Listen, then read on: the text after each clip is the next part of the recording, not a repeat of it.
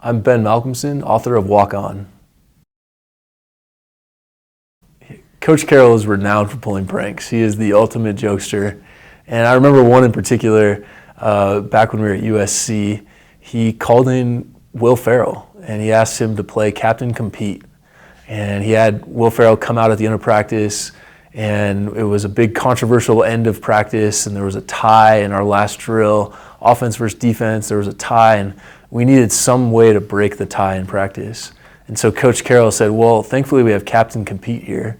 And so he calls out Captain Compete, and it's Will Ferrell wearing a Speedo and a big puffy shirt and a headband. I mean, he just looked the part of whoever Captain Compete is, and came out and jumped from the TV cherry picker where our cameras were located, except it wasn't actually him, it was a stunt double. And he comes out onto the field after landing on the pad, and he gets doused in flames. He's running around the field in flames. Someone pours a Gatorade bucket on him, and we're just watching, just in awe of the depth of this prank. Only Coach Carroll could pull off a prank like this, and of course with the help of Will Ferrell. Lots of jokes, lots of laughs, and it was a blast and a great way to finish practice. And the tie never really got resolved. Captain Compete just kind of made a fool of everyone, but it was really fun and really exciting. And you could find that on YouTube too. Just search Captain Compete, and you'll find a great prank on there.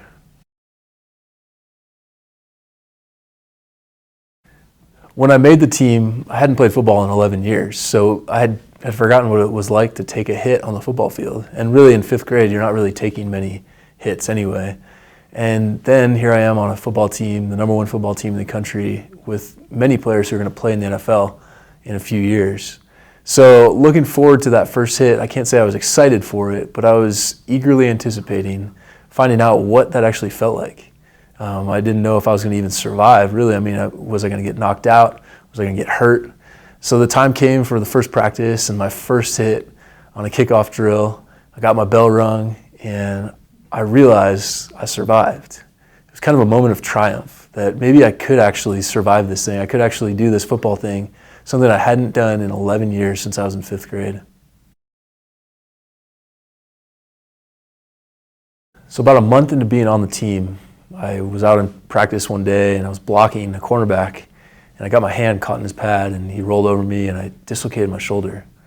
It was the most painful thing I've ever experienced in my life, and I'm laying there on the field writhing in pain, and the trainers come over, they put my shoulder back in socket and have to rush me over to the hospital there on campus, and have to meet with doctors and get MRIs and x-rays, and I find out that I'm going to have to get emergency reconstructive surgery and get taken off the football field for the next 9 months as I go through rehab and recovery. And I was absolutely crushed because I had started to believe that this football thing was real, that I could make it, that I had started to understand the playbook, I had started to add some weight, and started to believe that I could actually do this for real. And all of a sudden it got taken from me. So I was very defeated and very discouraged, and I got through the surgery and decided I was going to just rehab it and pour my heart and soul into rehab and see how fast I could get back.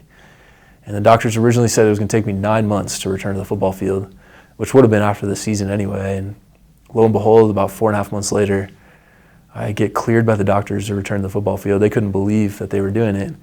And I was back there in half the time. And it was an incredible story of God's faithfulness and God's healing power, and that God can do anything, that there's nothing impossible for God.